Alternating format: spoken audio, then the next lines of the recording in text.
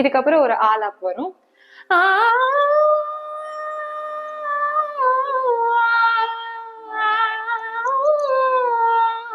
இது வந்து first time beginners கேட்கும்போது பயப்பட வேண்டாம், எனக்கு ரொம்ப கஷ்டமா இருக்கு அப்படின்னு யோசிக்காதீங்க.